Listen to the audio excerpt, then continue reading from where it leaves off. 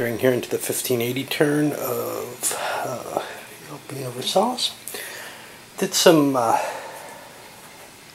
excuse me, the event factors and all that kind of crap. For leader, oh, I don't think I rolled the political the economic event for Spain. Let me do that real quick. 06 30. Gonna be death of a military leader. I've got to return a leader. Okay. To the pile at random, and I'll select one at random. But the other effects here, really the biggest one was Spain they lost their leader just due to a random chance, the poor stability, and ended up with a child who's very bad. That's going to affect things. The Dutch, Willem got moved forward yet another turn, so he's not going to, I don't remember which turn he's due to die on. He was due to die this turn. He got extended one before. He gets extended one more. That's the most he can go. So turn 21, he will be dead by then. But that's actually, I believe, what his counter has. Okay, and let's see. Any other events? The English had some looting. Got a piracy thing. They're going to lose some cash. They also got a revolt in Ulster. There was a political destabilization which knocked the papacy below the point where they give money to the Spanish. I think I thought it was anywhere in the chart at one point. But I guess the biggest event is Persia declared war on Turkey again. And I haven't even set up the Turkish pashas where they're supposed to be and figured out what the income is from that. But yeah, it's just such a pain in the ass. You can't get rid of them. And, you know, the Turks haven't had a chance to recover. The Persians, well, they'll be fine. They'll have their whole army back. Of course, they'll still have their own issues, but yeah. Alright. Anyway, I guess we'll dive into this. No big diplomatic undertakings. With all the action going on, to some extent there'd be these opportunities, but everybody's got their hands tied in something except England. And England isn't really that interested in getting involved. England did get itself involved, though, in picking up Savoy and Scotland as allies. And then I pulled the income in, and oh boy, does it not look pleasant. And with all these loans, it's more painful, you know, because you have this kind of debt crisis type situation, especially if they're foreign loans. National loans, yes, you can write them off at a much, much lower cost, and some of the countries are going to be looking at that, but that's going to do hell on their stability, I fear. Well, as I worked my way through the administrative phase, I noticed, hey, wait a minute, England had a revolt, and they're over their limits. So I rolled the die, and indeed they got penalized for it. I haven't figured out the full effects of it yet. I know the rules on it. They lost a manufacturer, they lost 2 levels of stability, and they're losing a DTI and FTI level. I think that's all. Did I lose any fleets? No. It's a painful cost. It may be worth, they're still over the limits, I believe, so it may be worth them continuing to boost upward, because once you've paid, once you're over that, you kind of, I don't know, have to,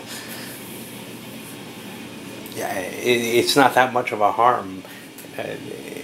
They'll suffer another one anyway. When the English Revolution comes, well, not English Revolution, the English Civil War comes, they're going to have a chance of suffering it as well, which is kind of a painful situation that they're facing now. But anyway, that sets them back a little bit, but I don't know how terrible it is. They didn't have a lot to do with their money. They may start having more and more to do as they can colonize, but even right now, they still have a lot of money to invest into things like this, so we'll see. Okay, well, I went through the administrative phases, handled all that. Not a lot happening. Russia doesn't have the money for colonies. Turkey barely has money to even operate this turn. Spain actually took a role with Persia, giving them a bigger army. Mainly because Bavaria has already got a nice big army. And So I looked at the 30 Years' War rules as well. Oh, the Netherlands is planning on doing another little expedition, and the Spanish are as well. They're setting up another army to go into the Incans and try another declaration of war. They feel like this can go away. That's the key to what to what they want to do next. They don't feel like they can defeat the Dutch. Taking that constant 1 per turn stability loss is painful though. So, but it's 5 victory points every turn. So unless the Dutch can really put the vice on Spain, either in the New World or with an invasion of Spain itself, there's no real reason to give them that peace this period. As soon as the period ends, though, they're going to want to give it. They stop getting the victory points, and they also start taking heavier penalties. The problem is they have to keep their stability out of that -3 zone, and that may fail. If they're down there this turn, then they get one more chance. And Russia's in that same situation. They really don't have money. I think they have 3 siege rounds. That's it. And if they don't get it by then. Now, they could have tried to make a deal, but that would involve a royal marriage. Nobody's their family. Nobody's got their same religion. So there's a penalty for making a royal marriage with them. And they'd have to give something up. Be kind of like, well, what province are you going to give for that money? The only thing they could really give up is Nua. I'm not sure how terribly interested anybody, most specifically England, would be in obtaining that. But Russia's not terribly interested in giving it away either. So they may be forced into basically trying to get a peace out of Astrakhan and get out of this war without winning it. Even though they've taken, they've gotten themselves in a position where essentially they've got a victory, but they haven't succeeded yet. Okay. And it's not hard to get a victory over a one space area. So I looked over the rules for the 30 Years' War because this is, I believe, the 4th turn of it. That means we're halfway through. And it's going to be really tough for the Habsburgs to win this. They basically have to knock all the member states, all the coalition states out. Sweden doesn't really count. Though getting rid of Sweden would be useful, it's pretty hard to do because they'd have to get Habsburg troops up into Sweden. As far as I can see, they don't have to do that, though, but they have to knock out all the other minor allies. And that's going to be pretty tough, especially with Swedish forces intervening where they are. However, there's no real benefit towards anyone else intervening. I was looking at, well, do the Dutch want to come in because their army's kind of not really doing anything, and if they entered, at least they could get down at the Spaniards. Well, no, not really. There's nothing to gain by being involved in it. You don't even get victory points except for battles won. So, pretty much leave it to Germany. Alright, well, we'll be back later. Made it most of the way through the round. The French got a pretty big jump on the Catholic League there. The Turks chose not to even move. They're just holding their position, hoping to defeat the Persians in a defensive battle, and then they'll be able to perhaps make an advance. But right now, they don't want to fight against the Persians offensively. But I did find a little trick here, which had to do with, why is this hero? He's pirating. Which had to do with the Spanish cutting out the Dutch. So the Spanish fleet sailed to relieve where the Gold Fleet is, but instead of trying to slip through like they did last time, this time they just sailed straight in and challenged the Dutch, fought them in a battle, bounced them out of there. Now the Dutch have to make the long trip back because they don't have a port anywhere in the New World to help support them. This works a little bit better. Still leaves the treasure fleet at risk, but it pretty much destroyed, between this various shippings over, any chance of just capturing any New World territories. Still got to do the Spanish allies. I kind of separate them out. The English lost a big hunk of their fleet trying to deal with the pirates, mainly due to storms, etc. Still got to move over and get the Irish there.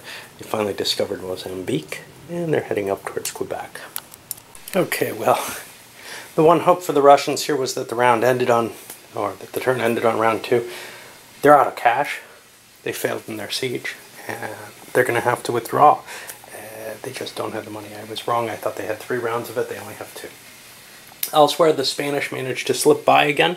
In this case, they intercepted the Dutch fleet, drove it back during its movement to get into place. It was key to challenge the Dutch fleet initially as they did, because that meant that they weren't facing sort of a blockade type situation on their turn. The Dutch had to move back in play. When the Dutch moved in, the Spanish managed to do an interception there, hit them again, drive them back again, and then make it back. It's really kind of tough. You know, the Dutch had the advantages on those combats, but not enough to win the combats. It's tough to win a combat in this game. Meanwhile, the Spaniards are pushing their way to Ecuador to start up the war with the Incans again. Not a lot happening here. The Turks, this was kind of exciting. So the Persians ended last round. I think I didn't mention this during the round itself. I think it was the last thing and I hadn't done it yet. By making an attack into Armenia, they lost the Shah. Didn't manage to get a siege underway. They didn't win a battle, so they had to pull back. So the Turks, since the Persians had no leaders, moved into Azerbaijan. Turks couldn't intercept, or Persians couldn't intercept. Turks laid a siege. Persians come in, bounce, nobody wins the battle. The Turks are knocked back out. That's key to this game, is that you're constantly fighting against people and not really expecting to defeat them, just expecting to knock them out of a siege situation. So it's very hard to actually gain ground on somebody in a war if they have, you know, anything to resist you with. Which is why it makes the Habsburg situation here pretty much impossible. And get rid of him.